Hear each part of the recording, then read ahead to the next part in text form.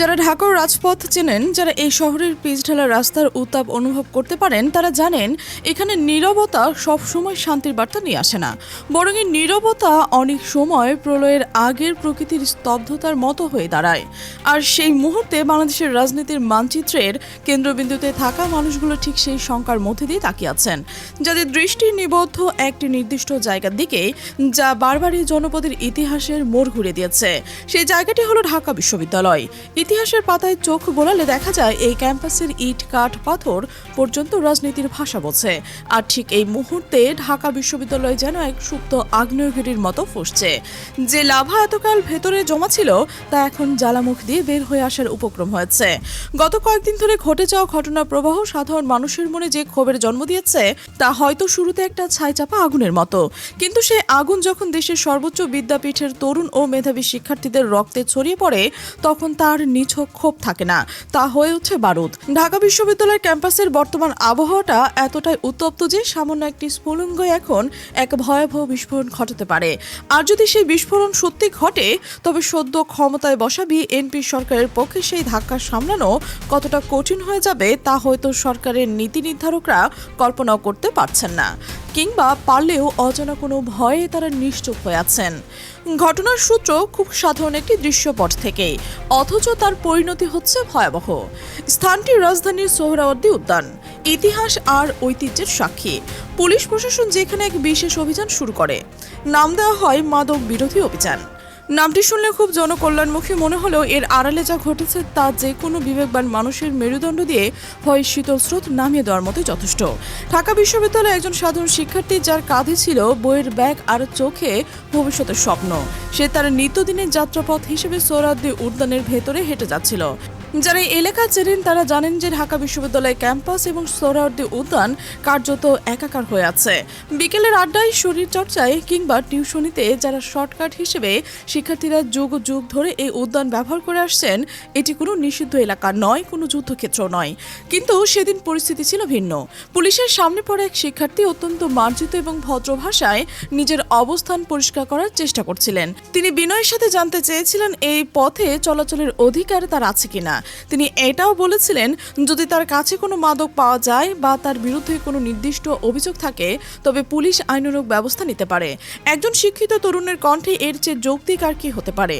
তিনি কোনো ধরনের ঔদ্ধত্যা দেখাননি, তিনি শুধু যুক্তি দিয়ে কথা বলেছেন। কিন্তু এই যুক্তি যেন তার অপরাধ হয়ে দাঁড়ালো। তার পুরস্কার হিসেবে জুটল পুলিশের নির্মম লাঠিপেটা আর বুটের আঘাত। কোনো পূর্ব সতর্কতা ছাড়াই, কোনো ব্যাখ্যা ছাড়াই একজন নিরস্ত্র শিক্ষার্থীর ওপর ঝাঁপিয়ে পড়ল রাষ্ট্রের আইন শৃঙ্খলা রক্ষাকারী বাহিনী। রক্তাক্ত হলো সেই শিক্ষার্থী নয়, রক্তাক্ত হলো আমাদের গণতান্ত্রিক বোধ। আর ঘটনার ভয়াবহতা এখানে শেষ হয়নি। ঠিক একই সময়ে ঘটনাস্থলে উপস্থিত ছিলেন দেশের অন্যতম শীর্ষ সংবাদ মাধ্যম BanglaNews24.com এর মাল্টিমিডিয়ার সাংবাদিক তোফায়েল আহমেদ। তিনিও পেশাগত দায়িত্ব পালন করতে গিয়ে আইন শৃঙ্খলা বাহিনীর আক্রোশের শিকার হন। একজন সাংবাদিক যার কাজ সত্যকে তুলে ধরা, তাকে রেহাই দেওয়া হলো না। শিক্ষার্থীর উপর হামলা, সাংবাদিকের উপর নির্যাতন, এই দুটি ঘটনা মিলে সমাজের কাছে একটা স্পষ্ট বার্তা পৌঁছে দিল। আর সেই বার্তাটি হলো, এই সরকার শাসনামলে কেউ নিরাপদ নয়, না ছাত্র, না সাংবাদিক, না সাধারণ মানুষ। এই পুরো ঘটনা প্রবাহের নেপথ্যের খলনায়ক হিসেবে যার নাম উঠে এসেছে, তিনি হলেন ঢাকা মেট্রোপলিটন পুলিশের অতিরিক্ত ডেপুটি কমিশনার মাসুদ। কে এই ডিসি মাসুদ? তার ক্ষমতার উৎস কি? কেন তিনি এতটা বেপরোয়া? এই প্রশ্নগুলোর উত্তর খুঁজতে গেলে একটু চমকপ্রদ তথ্য বেরিয়ে আসে। অনুসন্ধানে জানা গেছে এই পুলিশ কর্মকর্তা শুধু একজন সরকারি কর্মচারী নন, তিনি পারিবারিকভাবে এবং আদর্শিকভাবে বিএনপির অত্যন্ত ঘনিষ্ঠ। তার রাজনৈতিক পরিচয় নিয়ে কোনো সন্দেহের অবকাশ নেই। অতীতে তার একটি ফোনালাপ ফাঁস হয়েছিল, যা জনমনে ব্যাপক আলোচনার জন্ম দিয়েছিল। সেই ফোনালাপে স্পষ্ট শোনা গিয়েছে যে তিনি ইসলামী ছাত্র শিবিরের প্রতি তীব্র বিদ্বেষ পোষণ করেন। ধানমন্ডির 32 নম্বরে যখন বিএনপির কিছু লোক ইশরাকের নির্দেশে ভাঙচুর করতে গিয়েছিল এবং সেনাবাহিনী ও পুলিশ মিলে তা প্রতিহত করেছিল, তখন এই ডিসি মাসুদ ফোনে বলেছিলেন যে সেখানে উপস্থিত জনতা সব শিবির। তারা এই অন্ধবিদ্বেষ এবং দলীয় আনুগত্যতাকে পেশাদারিত্বের সীমা লঙ্ঘন করতে বাধ্য করেছে। এখন প্রশ্ন উঠছে, সেই এই একই ডিসি মাসুদ যখন সোহরাওয়ার্দী উদ্যানে মোরাল পুলিশিং এর নামে ত্রাসের রাজত্ব কায়েম করেন, তখন সেটা কি কোনো সভ্য সমাজের গ্রহণযোগ্যতা হতে পারে? বিনা অপরাধে নাগরিকদের নির্যাতন, শিক্ষার্থীদের গায়ে হাত দেওয়া, সাংবাদিকদের রক্তাক্ত করা, এগুলো কি কোনো গণতান্ত্রিক রাষ্ট্রের বৈশিষ্ট্য? সংবিধানে যে চলাফেরার স্বাধীনতার কথা বলা আছে তার কি কোনো মূল্য নেই এই কর্মকর্তাদের কাছে? নাকি তারা মনে করছেন যে ক্ষমতার দাপটে সব অন্যায় ঢাকা পড়ে যাবে? এই বর্বরোচিত হামলার পর ঢাকা বিশ্ববিদ্যালয়ে যে প্রতিক্রিয়া দেখা দিয়েছে সেটা এখন সরকারের জন্য আসল উদ্বেগের কারণ হয়ে দাঁড়িয়েছে। শিক্ষার্থীরা ফুঁসে উঠেছে, তাদের এই ক্ষোভ কোনো সাধারণ প্রতিবাদ নয়। শাহবাগ থানার সামনে বিক্ষুব্ধ শিক্ষার্থীরা মিছিল, রজর ভাস্করের পাদদেশে গগনবিদারী স্লোগান এটাই প্রমাণ করছে যে ধৈর্যের বাঁধ ভেঙে যাচ্ছে। ঢাকা বিশ্ববিদ্যালয় কেন্দ্রীয় ছাত্র সংসদ ডাকসুর এই ঘটনা তীব্র নিন্দা জানিয়ে আনুষ্ঠানিকভাবে বিবৃতি দিয়েছেন। ডাকসুর ভিপি সাদিক কায়েম সোমবার এক বিবৃতিতে সাফ জানিয়ে দিয়েছেন, অবিলম্বে জড়িত পুলিশ সদস্যদের চিহ্নিত করে দৃষ্টান্তমূলক শাস্তির ব্যবস্থা করা হবে, অন্যথায় পরিস্থিতি এমন পর্যায়ে যাবে যা নিয়ন্ত্রণ করা কারো পক্ষে সম্ভব নয়। এখানে একটি অত্যন্ত কৌতূহলোদ্দীপক এবং একই সাথে হতাশাজনক বিষয় লক্ষণীয়।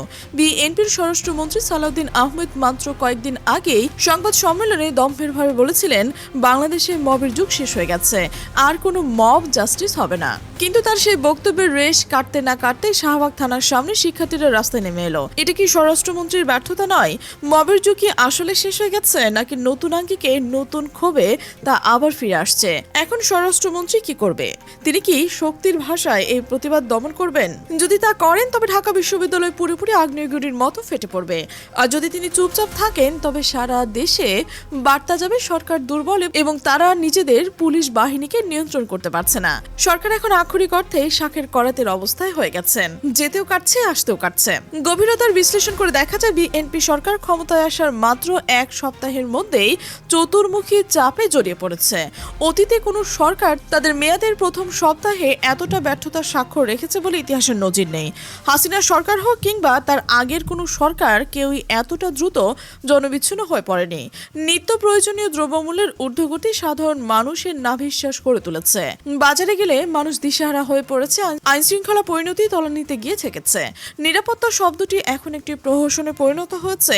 প্রকাশ্যে দিবালোকে চাঁদাবাজি চলছে। চাঁদা না দেওয়ার অপরাধে একজন নিরীহ লেগুনা চালককে নির্মমভাবে হত্যা করা হয়েছে। কিন্তু ট্র্যাজেডি হলো, পুলিশ এবং র্যাব মিলে সেই হত্যাকাণ্ডকে ভিন্ন খাতে প্রভাবিত করার চেষ্টা করছে। আওয়ামী লীগের সাথে সংঘর্ষে বিএনপির 4 জন কর্মী নিহত হওয়ার ঘটনাটিও অত্যন্ত সুকৌশলে গোপন রাখা হয়েছে। বিএনপির ঘনিষ্ঠ মিডিয়াগুলো এই রাজনৈতিক সংঘর্ষকে সামাজিক প্রভাব বিস্তারের দ্বন্দ্ব হিসেবে চালিয়ে দিচ্ছেন। তারা একবারও লেখেননি যে এটি আওয়ামী লীগ এবং বিএনপির মধ্যকার মারামারি। কেন লেখেননি? কারণ সত্য লিখলে সরকারের দুর্বলতা নগ্নভাবে প্রকাশ পাবে। মানুষ বুঝে যাবে এই সরকার পরিস্থিতির নিয়ন্ত্রণে রাখতে ব্যর্থ হচ্ছে। দেশের বিভিন্ন প্রান্তের সহিংসতা ছড়িয়ে পড়েছে, অথচ সরকার মানুষকে মিথ্যা আশ্বাসের বুলি দিয়ে যাচ্ছে। কিন্তু প্রশ্ন হলো, এই যুগে মিডিয়া নিয়ন্ত্রণ করে কতদিন সত্যকে আড়াল করে রাখা সম্ভব? সোশ্যাল মিডিয়ার এই যুগে তথ্য প্রবাহকে আটকে রাখা সম্ভব নয়। অন্যদিকে বিএনপি সরকারের ভেতরের অবস্থা খুব একটা সুবিধাজনক নয়। তাদের অভ্যন্তরীণ কোন্দল এবং ক্ষমতার টানাপোড়েন সরকারকে ভেতর থেকে অসাড় করে দিচ্ছে। তারেক রহমান প্রধানমন্ত্রী হিসেবে যতটা স্বাধীনভাবে দেশ পরিচালনা করতে চাইছেন, বাস্তব তিনি তা পারছেন না। এক অদৃশ্য জালের মধ্যে তিনি যেন আটকে রয়েছেন। অন্যদিকে জামাত ইসলামী এবং এনসিপির সাথে বিএনপির যে বোঝাপড়া বা আন্ডারস্ট্যান্ডিং ছিল, তাও যে চিরস্থায়ী নয় তা ক্রমশ স্পষ্ট হয়ে যাচ্ছে। আপাতত তারা বিবৃতির মধ্যে সীমাবদ্ধ থেকে প্রকাশ্যে বিরোধিতা করছেন না বটে, কিন্তু পর্দার আড়ালে তারা প্রস্তুতি নিচ্ছেন। রাজনীতিতে শেষ বলে কিছু নেই। এক পর্যায়ে এই ঠুনকো বোঝাপড়া ভেঙে চুরমার হয়ে যাবে, তখন জামায়াত এবং এনসিপি বিএনপির বিরুদ্ধে জোরালো অবস্থান নেবেন। তবে রাজনৈতিক সমীকরণ এবং আন্তর্জাতিক চাপ ছাপিয়ে এই মুহূর্তে সরকারের জন্য সবচেয়ে বড় হুমকি হলো ছাত্র সমাজ। ঢাকা বিশ্ববিদ্যালয়ের শিক্ষার্থীরা যদি পুরোদমে রাস্তায় নামে, তবে সেই ঢেউ টেকনাফ থেকে তেঁতুলিয়া পর্যন্ত ছড়ে পড়বে। আর এখানে বিএনপি সরকারের জন্য একটি লজ্জাজনক এবং উদ্বেগজনক বাস্তবতা লুকিয়ে রয়েছে। ঢাকা বিশ্ববিদ্যালয়ে বিএনপির ছাত্র সংগঠন ছাত্রদলের অবস্থান অত্যন্ত করুণ। যদি প্রশ্ন করা হয় বাংলাদেশের ছাত্রদলের সবচেয়ে দুর্বলতম শাখা কোনটি, উত্তর হবে ঢাকা বিশ্ববিদ্যালয় শাখা। অথচ ক্ষমতাসীন দলের ছাত্র সংগঠনের সবচেয়ে শক্তিশালী দুর্গ হওয়ার কথা ছিল এই ক্যাম্পাসে। কিন্তু নির্মম বাস্তবতা হলো ঢাকা বিশ্ববিদ্যালয়ের নিজস্ব শিক্ষার্থীদের মধ্যে থেকেই 150 জন ছাত্রকে একত্রিত করে একটি মিছিল বের করতে সক্ষম হয় না এই ছাত্রদলেরা। ক্যাম্পাসে শোডাউন করতে হলে তাদের ঢাকা মহানগর থেকে ভাড়া করা লোক আনতে হয়। এই সাংগঠনিক দুর্বলতা বিএনপির শীর্ষ নেতৃত্ব ভালো করে জানে, আর এই কারণেই ঢাকা বিশ্ববিদ্যালয়ের প্রতি বিএনপির এক ধরনের চাপা ক্ষোভ ও অভিমান কাজ করছে। কারণ সাম্প্রতিক ছাত্র সংসদ নির্বাচনে ঢাকা বিশ্ববিদ্যালয়ের শিক্ষার্থীরা ছাত্রদলকে প্রত্যাখ্যান করে শিবিরকে ভোট দিয়েছে। এটি বিএনপির জন্য একটি বড় মনস্তাত্ত্বিক পরাজয়। এখানে সবচেয়ে বড় প্রশ্ন হলো বিএনপি সরকার এই টালমাটাল পরিস্থিতি কিভাবে সামাল দেবে। খুব সম্ভবত পরিস্থিতি শান্ত করতে তারা ডিসি মাসুদকে সামরিকভাবে বরখাস্ত করবে কিংবা তাকে অন্য কোথাও বদলি করে দেবে। তবুও এই মুহূর্তে সমস্ত দেশের দৃষ্টি নিবদ্ধ ঢাকা বিশ্ববিদ্যালয়ের দিকে। সোহরাওয়ার্দী উদ্যানের সেই নির্যাতনের ঘটনাটি হয়তো একটি স্ফুলিঙ্গ মাত্র। আগুন এখনো পুরোপুরি জ্বলে ওঠেনি, কিন্তু জ্বালানি প্রস্তুত রয়েছে। শিক্ষার্থীরা প্রস্তুত, তাদের চোখ মুখে প্রতিবাদের ভাষা। ডাকসু সোচ্চার কণ্ঠে বিচার চাইছে, রাজু ভাস্করের সামনে স্লোগানের প্রতিধ্বনি শোনা যাচ্ছে। কিন্তু যে সংকেতগুলো এখনো পাওয়া যাচ্ছে তা উপেক্ষা করার সুযোগ কারোরই নেই। রাজপথের এই উত্তাপ বলছে শেষটা কোথায় গিয়ে দাঁড়াবে তা কেউ জানে না, তবে শুরুটা হয়ে গেছে।